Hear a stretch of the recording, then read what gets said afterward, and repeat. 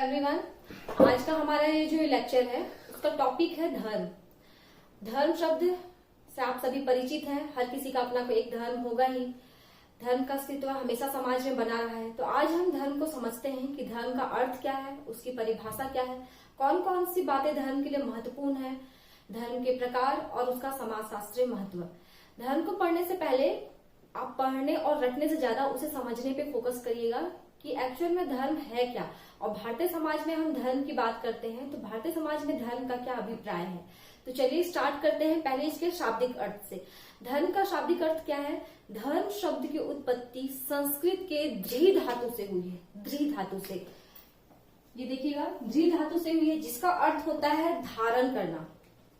धारण करना मतलब प्रकृति में जितने भी जीव हैं उनके प्रति प्रेम और दया का भाव धारण करने से धर्म का अभिप्राय लिया गया है। अब इसके अर्थ के साथ यह तो हुआ इसका शाब्दिक अर्थ, लेकिन इसका एक्चुअल में अर्थ क्या है इसे किसी एक परिभाषा में परिभाषित करना बहुत ही मुश्किल है। लेकिन तीन बातें धर्म के लिए बहुत ज्यादा जरूरी है। ये तीन बातें कौन कौन सी है? पहला है विश्वास। विश्वास मतलब धर्म में एक अलौकिक, एक सुपर नेचुरल पावर पर हमको इतना ज्यादा बिलीव होता है कि हम उसे देखे भी नहीं है, फिर भी हमारी श्रद्धा और हमारी आस्था उस पर अटूट रहती है। कभी कभी हम इतना ज्यादा विश्वास करते हैं कि हम अपनी बुनियादी जो वजूद है उससे भी ज्यादा धर्म को इम्पोर्टेंस देते हैं। तो ये एक प्रमुख बात है विश्वास। दूसरा है आचरण या आचार, मतलब उस विश्वास के प्रति हमारा व्यवहार होता है, हमारा आचरण होता है। और तीसरी प्रमुख बातें हैं अभिव्यक्ति के साधन। तीसरी प्रमुख बातें हैं अभिव्यक्ति के साधन। ये अभिव्यक्ति मतलब हम उस आचरण को एक्सप्रेस करने के लिए कुछ साधन अपनाते हैं, कुछ कार्यविधि करते हैं। जो हमारे धर्म में जो धार्मिक क्रियाकलाप होते हैं, जो धार्मिक कार्यविधियां होती है, गतिविधियां होती है, वो उसी के अंतर्गत आती है। मतलब धर्म में हम ये तीन बातें को ले सकते हैं, एक विश्वास, एक आचरण और एक अभिव्यक्ति के साधन। चलिए इसकी परिभाषा देख लेते हैं। टाइलर के अनुसार इसकी बहुत ही महत्वपूर्ण परिभाषा है, धर्म अलौकिक शक्ति में विश्वास है। इन्होंने यही कहा है, धर्म को एक सुपर नेचुरल पावर पे बिलीव माना है, जिसे हम देखे नहीं है पर हम कहीं ना कहीं हर व्यक्ति विश्वास करते हैं और उसे अपना ईश्वर मानते हैं। दूसरा दुर्खिम के अनुसार है, धर्म विश्वास और प्रथाओं की मिली जुली पद्धति है। मतलब हमारा विश्वास भी है उस प्रथा के साथ और वो दोनों की मिली जुली जो पद्धति है, जो मेथड है, उसे उन्होंने धर्म कहा है। तो इसके अलावा जब हम भारतीय समाज की बात करते हैं तो हमें हिंदू दर्शन को समझना बहुत जरूरी है, जहाँ पे धर्म का अभिप्राय क्या है। हिंदू दर्शन में धर्म का अर्थ कर्तव्य या जिम्मेदारी से लिया गया है। मतलब व्यक्ति के जो कर्तव्य होते हैं वही उसका सबसे प्रमुख धर्म होता है। उसके अंतर्गत बहुत सारी बातें कही गई है, जिसमें स्वामी विवेकानंद का एक प्रमुख कथन है, जिसमें उन्होंने धर्म को त्याग, बलिदान, परोपकार पर आधारित माना है। मतलब त्याग और परोपकार पर आधारित क्रिया ही धर्म को माना है। उसमें श्यामाचरण दुबे ने का एक कथन है, जिसमें उन्होंने प्राचीन समाज की बात की है कि आदि मानव ने प्रकृति के साथ संपर्क स्थापित करना चाहा और संपर्क स्थापित करने के पश्चात जिस बातों पर मानव ने प्रकृति पर नियंत्रण किया वह जादू कहलाई, और जिस बातों पर वह मतलब मनुष्य प्रकृति के अंडर में रहा, मतलब उससे नियंत्रित होना चाहा या उससे शासित होना चाहा, वह धर्म कहलाया।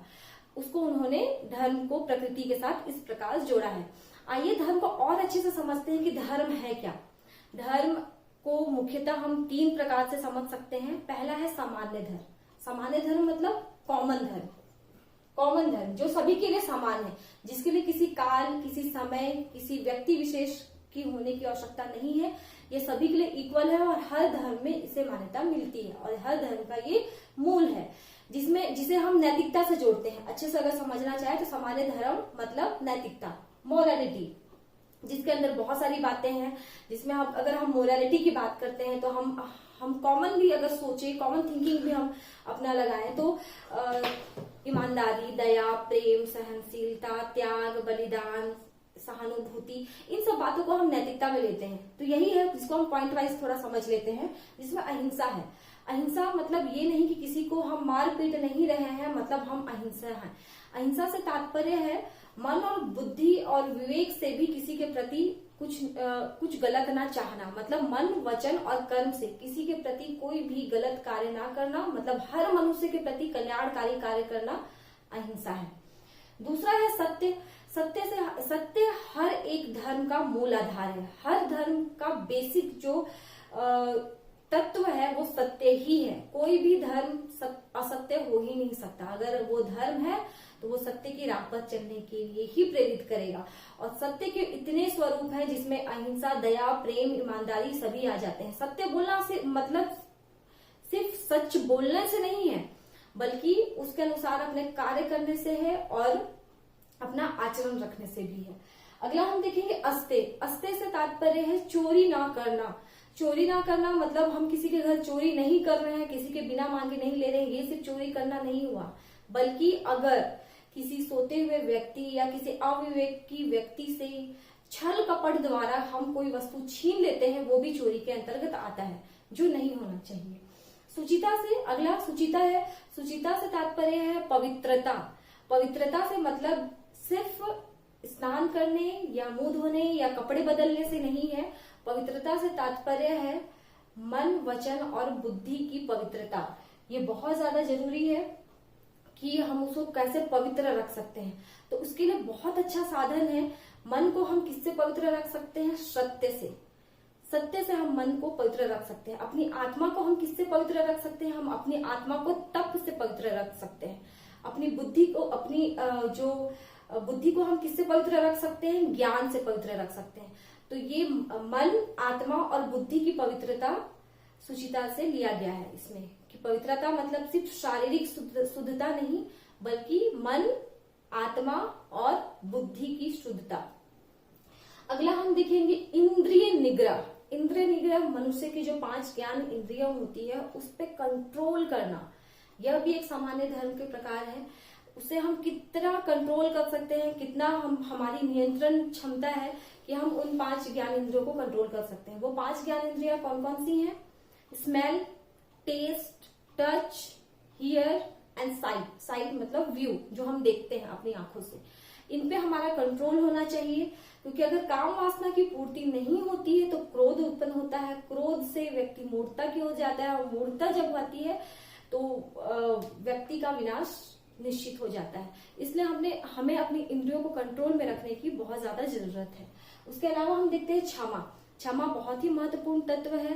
क्षमा से तात्पर्य किसी व्यक्ति को माफ कर देना सिर्फ नहीं होता, क्षमा व्यक्ति को प्रेरित करता है दूसरे व्यक्ति के प्रति उदार व्यवहार करने को। अगला देखते हैं विद्या। विद्या से तात्पर्य सिर्फ आध्यात्मिक विद्या नहीं है, इसके साथ साथ बौद्धिक विद्या है, अपनी बुद्धि का विकास है। और जब व्यक्ति में ज्ञान की प्राप्ति होती है, जब व्यक्ति विवेकी होता जाता है, तो उसके अंदर जो उसकी अशुद्धियां है वो ऑटोमेटिकली या धीरे धीरे उससे दूर होती जाती है।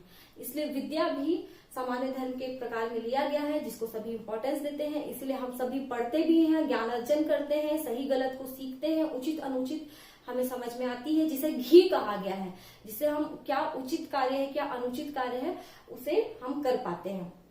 और धृति, स्वाद लेना, उस पे भी जो मैंने टेस्ट कहा ज्ञान इंद्रियों में, उस पे भी हमारा कंट्रोल होना चाहिए। ये नहीं कि हमें कोई चीजें खाने के लिए बहुत अच्छी लग रही है तो हम इतना सारा खा ले रहे हैं कि हम रोगी हो जा रहे हैं। ये सारी कृत्य नहीं होना चाहिए। हर एक जो हमारा जो ज्ञान इंद्रिय है उस पर हमारा कंट्रोल होना चाहिए।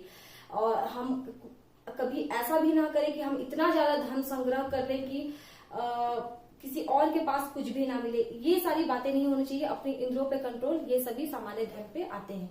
इसके बाद हम देखते हैं विशिष्ट धर्म। विशिष्ट धर्म क्या होता है? विशिष्ट धर्म को मैंने यहाँ कर्तव्य लिखा हुआ है। कर्तव्य से मतलब है जिम्मेदारी।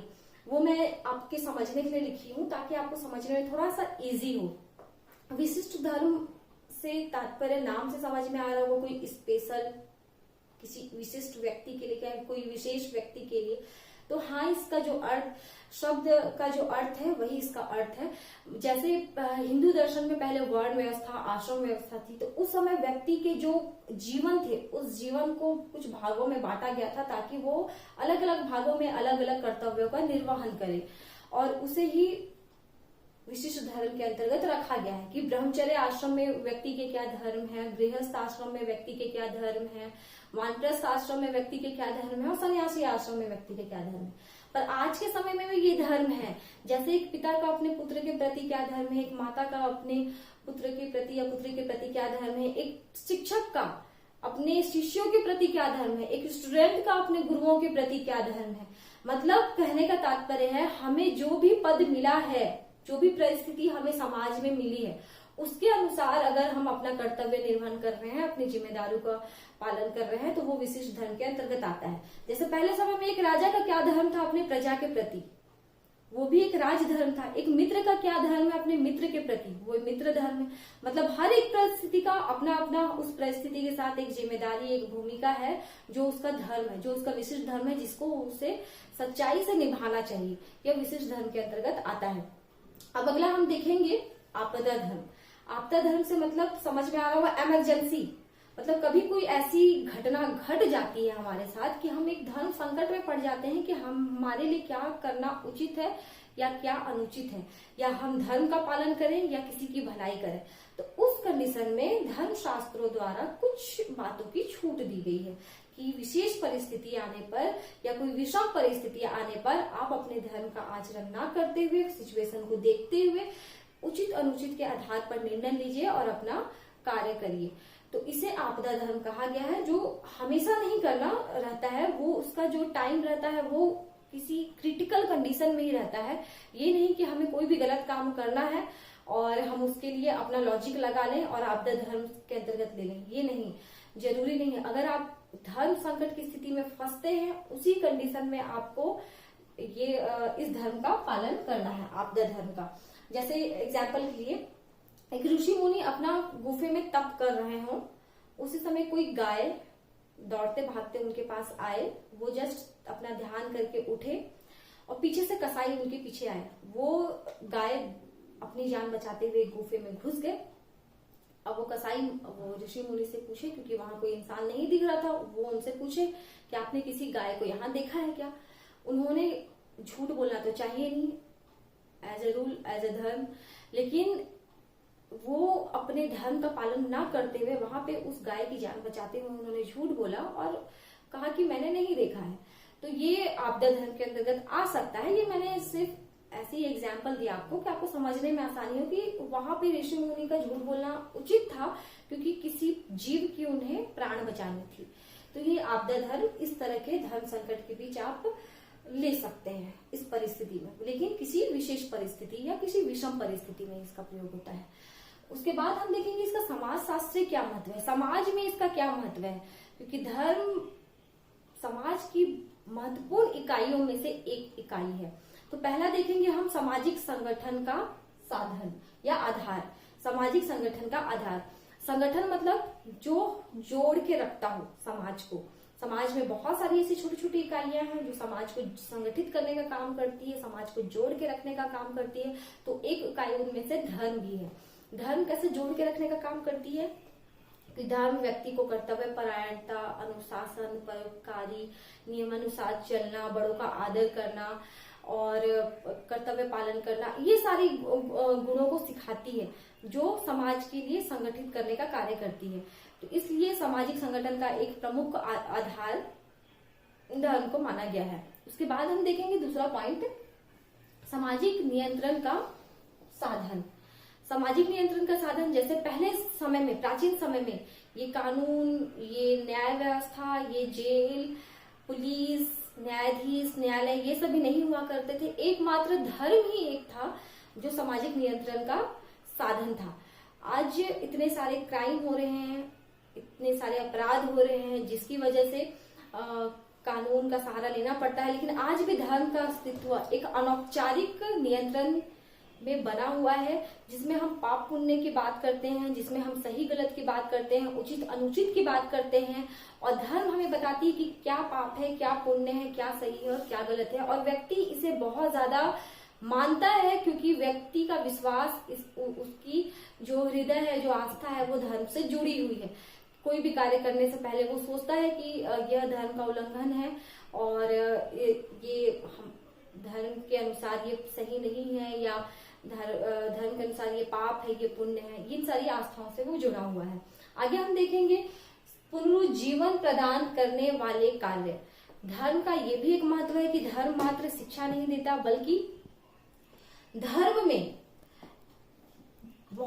हर एक धर्म किसी न किसी महापुरुषों की कहानियों से जुड़ा हुआ है, जो सत्य घटना पर आधारित है, जिससे हम महापुरुषों की हम गाथाएं पढ़ते हैं, कहानियां पढ़ते हैं, और उसे धर्म सजीव करने का कार्य करता है और उनके उन आदर्शों के अनुसार आचरण करने पर प्रेरित करता है, आचरण करने को प्रेरित करता है अपने जो सदस्य रहते हैं उस धर्म के, या उस धर्म का जो पालन करते हैं।